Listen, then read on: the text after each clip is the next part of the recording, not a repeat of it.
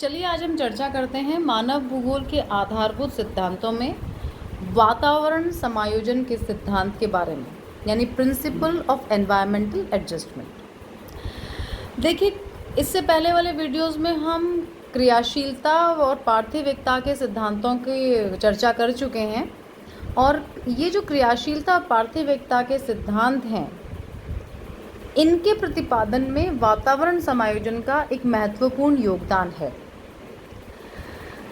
हर क्षेत्र के या हर प्रदेश के वातावरण में वहाँ निर्धारित की गई सीमाओं में रहकर मनुष्य अपनी आवश्यकताओं व क्षमताओं के अनुसार वातावरण के साथ समायोजन करता है। यानी किसी भी क्षेत्र में जो भी उस क्षेत्र की एनवायरमेंटल कंडीशंस हैं, जो एनवायरमेंटल लिमिटेशंस हैं या वातावरण की जो सीमाएं हैं, उनमें रह के ही मनुष्य अपना जीवन यापन करता है, उनके साथ एडजस्टमेंट या समायोजन करता है। भौगोलिक दशाएं मानव पर प्रभाव डालती हैं और मानव भी इन पर प्रभाव डालता है। यानी जितनी भी ज्योग्राफिकल कंडीशंस हैं वो निश्चित रूप से मनुष्य पर प्रभाव डालेंगी, लेकिन ऐसा नहीं है कि केवल वही प्रभाव डालेंगी, मनुष्य भी खुद उन भौगोलिक दशाओं पर अपना प्रभाव डालता है। वैसे सामान्यतः मानव चाहता है कि प्राकृतिक परिस्थितियाँ उसके अनुसार हो जाए, यानी जैसा भी एनवायरनमेंट है वो मनुष्य के अकॉर्डिंग हो जाए। लेकिन जब ऐसा नहीं होता तो वो फिर क्या करेगा? वो वातावरण के साथ समायोजन करेगा। अब ये जो हमारा वातावरण है ये दो प्रकार का होता है। पहला है प्राकृतिक वातावरण और दूसरा है सांस्कृतिक वातावरण, नेचुरल और ट्रेडिशनल या कल्चरल एनवायरनमेंट जो हम कहते हैं। ये प्राकृतिक वातावरण है, ये बिल्कुल नेचुरल है, लेकिन जो दूसरा हमारा सांस्कृतिक वातावरण है ये मैन मेड है, इसे हम मैन मेड एनवायरनमेंट भी कहते हैं। अब सबसे पहले हम चर्चा करते हैं प्राकृतिक वातावरण के अंतर्गत क्या क्या चीज़ें सम्मिलित होती हैं, या हम कह सकते हैं प्राकृतिक वातावरण से हमारा क्या अर्थ है। देखिए, प्राकृतिक वातावरण से तात्पर्य उन संपूर्ण भौतिक शक्तियों, प्रक्रियाओं तथा तत्वों से है जिनका प्रत्यक्ष प्रभाव मानव पर पड़ता है। यानी वो सभी ज्योग्राफिकल फोर्सेस या फिजिकल फोर्सेस, वो प्रोसेसेस और फैक्ट्स जो डायरेक्टली मनुष्य को, ह्यूमन बीइंग को प्रभावित करती हैं। अब ये भौतिक शक्तियाँ क्या हैं? क्या क्या चीज़ें आती हैं इन भौतिक शक्तियों में? तो देखिए, भौतिक शक्तियों के अंतर्गत सौर ऊर्जा यानी सौर ताप, पृथ्वी की दैनिक एवं वार्षिक गति यानी जो रोटेशन और रिवोल्यूशन होता है अर्थ का वो, ग्रेविटेशनल फोर्स गुरुत्वाकर्षण शक्ति, ज्वालामुखी क्रियाएं वॉल्केनिक एक्टिविटीज़, भूपटल की गति यानी हमारे जो अर्थ सरफेस है उसका जो मूवमेंट है वो, और जीवन संबंधी दृश्य सम्मिलित है। और जो हमारा जो इस भूपटल पे जो लाइफ है, चाहे वो वनस्पति हों, पेड़ पौधे हों, जीव जंतु हों, ह्यूमन बीइंग्स हों, उन सब का एक सम्मिलित दृश्य जो है, सम्मिलित रूप जो है वो भौतिक शक्तियों के अंतर्गत आता है। इन शक्तियों द्वारा पृथ्वी पर अनेक प्रकार की क्रियाएं होती हैं। अब ये जो जितने भी फोर्सेस हैं, चाहे हम डे नाइट का ले लें, अर्थ का मूवमेंट ले लें, ग्रेविटेशनल फोर्स ले लें, ये सब पृथ्वी पर अनेक प्रकार की, इनके कारण पृथ्वी पर अनेक प्रकार की क्रियाएं होती हैं जिससे वातावरण के तत्व उत्पन्न होते हैं और इन सभी का प्रभाव मानव की क्रियाओं पर होता है। यानी जितने भी फोर्सेस हैं, ये जो क्रियाएं करती हैं, इनके कारण जो एक्टिविटीज़ होती हैं, वो एक्टिविटीज़ अल्टीमेटली मनुष्य की क्रियाओं को या मनुष्य के कार्यों को प्रभावित करती हैं, इफ़ेक्ट डालती हैं। तो ये हुई बात भौतिक शक्तियों की। अब हमने दूसरी चीज़ ली थी प्राकृतिक वातावरण, प्रक्रियाएं यानी प्रोसेसेस। देखिए, प्रक्रियाओं में भूमि का अपक्षय यानी प्रोसेसेस में वे सारी चीज़ें आती हैं जो एक चक्र जो चलता है, वो सारी एक्टिविटीज़ इसमें आती हैं। जैसे कि हमारा इरोजन है, ताप का विकिरणन हुआ, जो रेज़ जो आती हैं, सोलर रेज़, उनका जो रेडिएशन हुआ वो, ताप संवहन हुआ, वायु एवं जल की गतियों का पैदा होना, जैसे अपने एयर मासेस चलते हैं, और जो जल की गतियों में आपकी जो टाइड्स होती हैं, आपके ओशन करंट्स होते हैं, वो सब। जीव की जातियों का जन्म, और जितने भी स्पीशीज़ ऑर्गेनिजम्स जो पैदा होते हैं वो सारी चीज़ें, उनकी बर्थ, उनकी डेथ, उनका डेवलपमेंट, ये सारी एक्टिविटीज़ इन प्रक्रियाओं में सम्मिलित होती हैं। इन प्रक्रियाओं द्वारा भौतिक वातावरण में अनेक क्रियाएं उत्पन्न होती हैं जो मनुष्य के क्रियाकलापों पर अपना प्रभाव डालती हैं। अब ये जितने भी प्रोसेस हो रहे हैं, इरोजन का, डिग्रेडेशन का, रेडिएशंस का, और जो वायु संवहन धाराएं चलती हैं, कन्वेक्शनल करंट्स चलते हैं, ओशन करंट्स जो चलते हैं, ऑर्गेनिजम्स का बर्थ, उनका डेवलपमेंट, उनकी जो डेथ है, ये सारे अल्टीमेटली किस पर प्रभाव डाल रहे हैं? मनुष्य पे। और मनुष्य भी अपनी क्रियाओं द्वारा, अपने विकास द्वारा इन सभी प्रक्रियाओं पर अपना इफेक्ट छोड़ रहा है। अब तीसरी बात आती है तत्व। देखिए, तत्वों में उन तथ्यों को सम्मिलित किया जाता है जो शक्तियों और प्रक्रियाओं के फलस्वरूप धरातल पर उत्पन्न होते हैं। इन तत्वों में हम विशेष रूप से 3 प्रकार के तत्व सम्मिलित करते हैं। पहला है भाववाचक तत्व।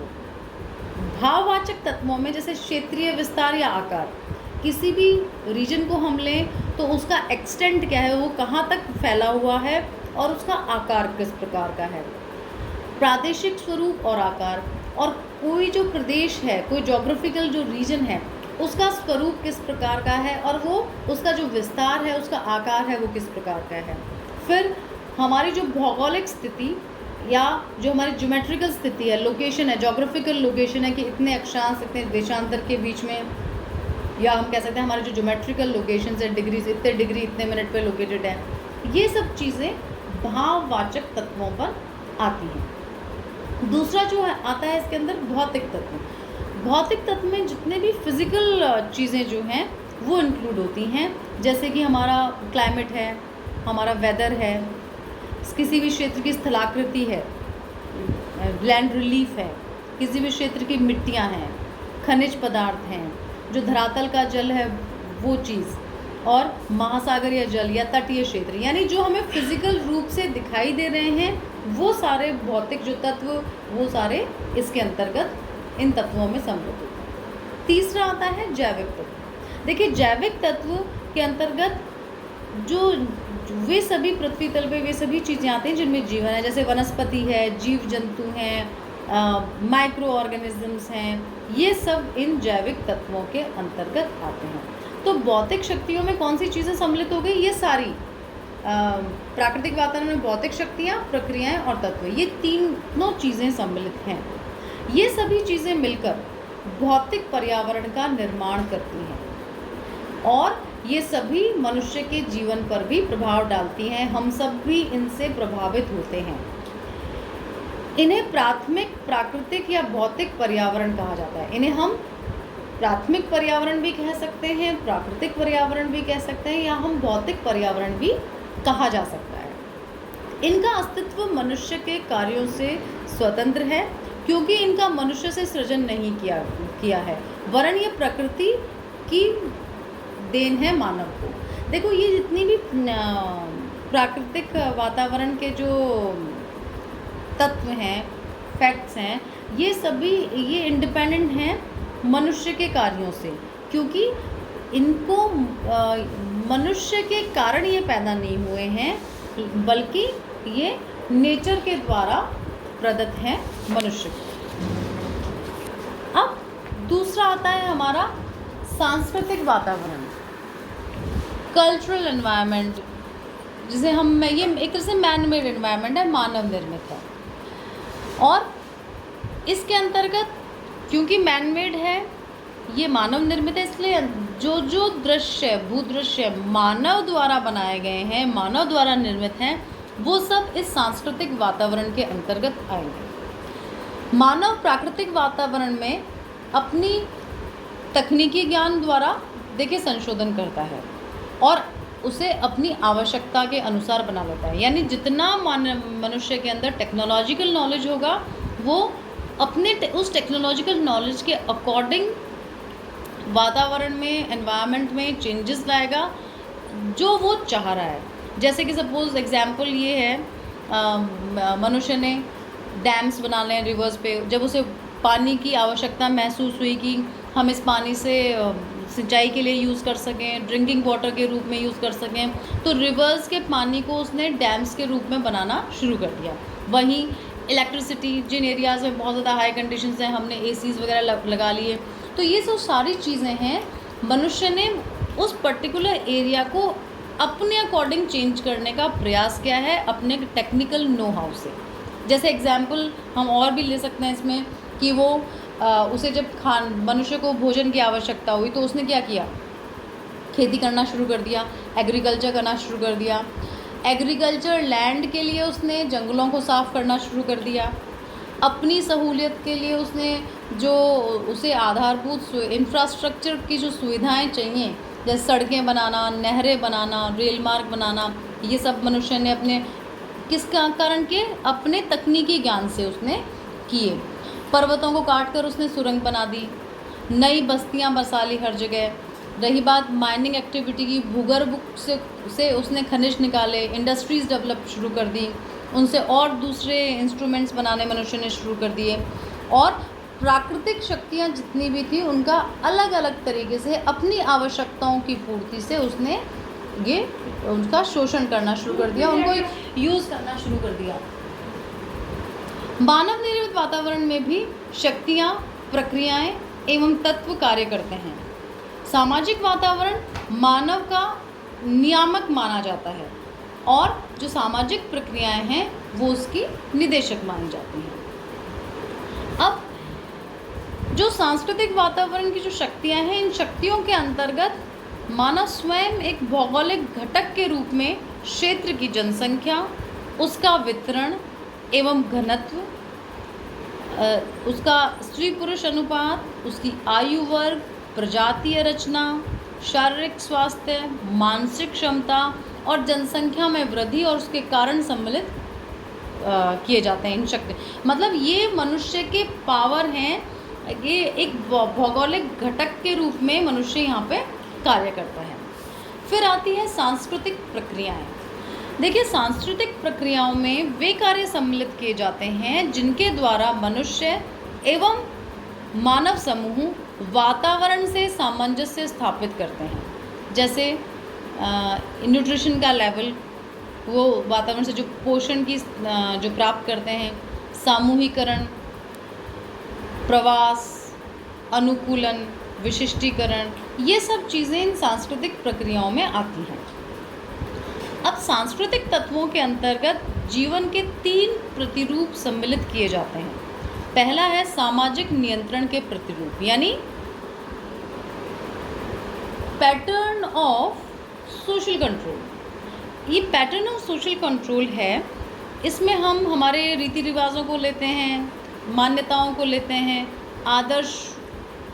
आदर्शों को लेते हैं और जो संस्थाएं समाज ने स्थापित की हैं उन सबको सम्मिलित किया जाता है। दूसरा है क्रिया संबंधी प्रतिरूप, इसे हम कहते हैं एक्टिविटी पैटर्न। मनुष्य के व्यवसाय, उद्योग, राजनीतिक एवं सैन्य संस्थाएं, शैक्षणिक, सांस्कृतिक प्रयास, मनोरंजन आदि सभी इस एक्टिविटी पैटर्न के अंतर्गत आते हैं जो मनुष्य द्वारा ही प्रतिपादित किए जाते हैं। तीसरा है निर्माण प्रतिरूप अथवा सांस्कृतिक भूदृश्य, यानी कंस्ट्रक्शन पैटर्न और कल्चरल लैंडस्केप। देखिए, भूमि और उसका विभाजन, भूमि के विभिन्न दृश्य जिसमें नहरें, फसलें उगाते हैं, ग्रामीण बस्तियां बसाते हैं, नगरीय बस्तियां हम बसाते हैं, कहीं पे हम इंडस्ट्रियल सेटलमेंट्स बसाते हैं, हम कारखाना, सड़कें हैं, रेल मार्ग है, या फिर कोई ऐसे रिजर्व्ड एरियाज़ हैं जैसे फॉरेस्ट एरियाज़ हैं, और साथ में दूसरी जो गवर्नमेंट की लॉ एंड ऑर्डर के लिए जगह डेवलप की जाती हैं, वो सभी निर्माण प्रतिरूप अथवा सांस्कृतिक भूदृश्यों के अंतर्गत आती हैं। अब देखिए, मानव जो है वो दोनों वातावरणों के प्रभाव के अनुसार कार्य करता है, यानी दोनों जो प्राकृतिक वातावरण थे और जो सांस्कृतिक वातावरण है उन सब के इफेक्ट के अनुसार ही वह कार्य करता है।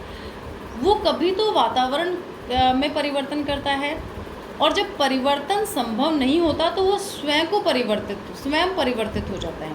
यानी मनुष्य फर्स्ट तो ये चाहता है कि जो एनवायरमेंट कंडीशंस है मुझे उनमें से क्या कैसे चाहिए, वो कैसी चाहिए, तो वो उन एनवायरमेंटल कंडीशंस को, उन वातावरणीय दशाओं को अपने अनुसार करने का प्रयास करता है।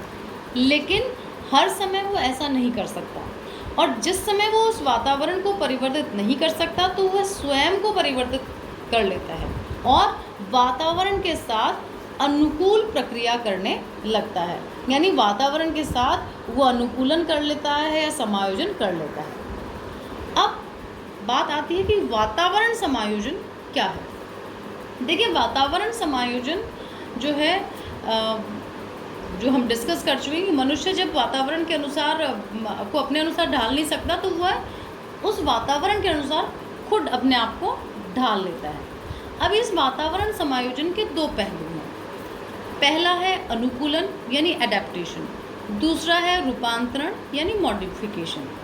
अब अनुकूलन एडेप्टेशन जो है वो मानव प्राकृतिक वातावरण की उपज कहलाता है। अनुकूलन के अनुसार क्या है, मानव प्राकृतिक वातावरण की उपज है। प्राकृतिक वातावरण के अनुसार मानव द्वारा अपने क्रियाकलापों में यथाविधि परिवर्तन करना अनुकूलन कहलाता है। यानी जो प्राकृतिक वातावरण है उसके अनुसार यदि मानव अपने क्रियाकलापों में परिवर्तन कर लेता है तो वो अनुकूलन या एडेप्टेशन कहलाता है। एग्जाम्पल, हिमालय प्रदेश में हिमाच्छादन एवं ऊबड़ खाबड़पन को दूर करने के बजाय मानव स्वयं उसके अनुकूल कार्य करने लगता है। यानी मनुष्य चाहता तो ये है कि बर्फ़ ना, जहाँ वो रह रहा है वहाँ ऐसी वाली कंडीशंस ना हो, लैंडफॉर्म ऊबड़ खाबड़ ना हो, लेकिन जब उसने देखा कि ये दोनों ही चीज़ें हम वहाँ पे नहीं कर सकते तो उसने इन्हीं चीज़ों के अकॉर्डिंग अपने आप को डाल लिया, उन्हीं चीज़ों के अकॉर्डिंग वो कार्य करने लगा। वहीं टुंड्रा प्रदेशों में बर्फ़ के मकान तथा खाल के वस्त्र लोग पहनते हैं, एस्किमो लोग, क्योंकि उन्हें पता है कि बर्फ़ के अलावा वहाँ और कुछ वो नहीं कर सकते, तो उन्होंने उस बर्फ़ की सिल्लियों से ही मकान बनाने शुरू कर दिए। और वहाँ पे क्योंकि कोई और एग्रीकल्चर कोई एक्टिविटी नहीं होती तो और इंडस्ट्रीज़ नहीं है, तो उन्होंने वहाँ पाए जाने वाले जानवरों की खाल से ही अपने कपड़े बना के वो पहनने लगे। तो ये उन्होंने क्या किया, टुंड्रा क्षेत्र में रहने वाले लोगों ने उस टुंड्रा क्षेत्र की जो एनवायरमेंटल कंडीशंस हैं उनके अकॉर्डिंग अपने आप को ढाल लिया। और इसी प्रकार रेगिस्तानी क्षेत्रों में लोग जैसे ऐसे पशु पालते हैं, ऊँट, जो कि लंबे समय तक बिना पानी के रह सकता है, वो वहाँ पे अपना रहन सहन उन्होंने उस क्षेत्रों के अनुसार ही कर लिया। तो ये सारी चीज़ें जिसमें मनुष्य अपने क्रियाकलापों में उस पर्यावरण के अनुसार परिवर्तन कर लेता है वो क्या कहलाता है, अनुकूलन या एडेप्टेशन। अब बात आती है मॉडिफिकेशन की। देखिए, मॉडिफिकेशन है रूपांतरण। मानव ने वैज्ञानिक एवं तकनीकी प्रगति द्वारा प्राकृतिक एवं सांस्कृतिक वातावरण में अपनी आवश्यकता अनुसार परिवर्तन कर लिया है, और वो जो परिवर्तन उसने किया है अपनी नीड्स के, जो आवश्यकताओं की पूर्ति के लिए, वो कहलाता है रूपांतरण। जैसे गर्मी का होना स्वाभाविक है, लेकिन उसने इस गर्मी से बचने के लिए क्या किया, मनुष्य ने अपने टेक्नोलॉजिकल नॉलेज से फैंस, कूलर्स, एसीज़ का डेवलप कर लिया। तो उसने क्या किया, उस पर्टिकुलर एरिया के क्लाइमेटिक कंडीशंस को अपने अनुसार चेंज कर लिया, उसका रूपांतरण कर दिया। और ऐसा रूपांतरण हमें कई जगहों पर देखने को मिलता है। वातावरण समायोजन का सिद्धांत यही चीज़ कहता है कि मनुष्य अपने वातावरण को अपने अनुसार या तो ढल जाता है या अपने अनुसार ढाल लेता है, वो एक प्रकार से समायोजन कर लेता है।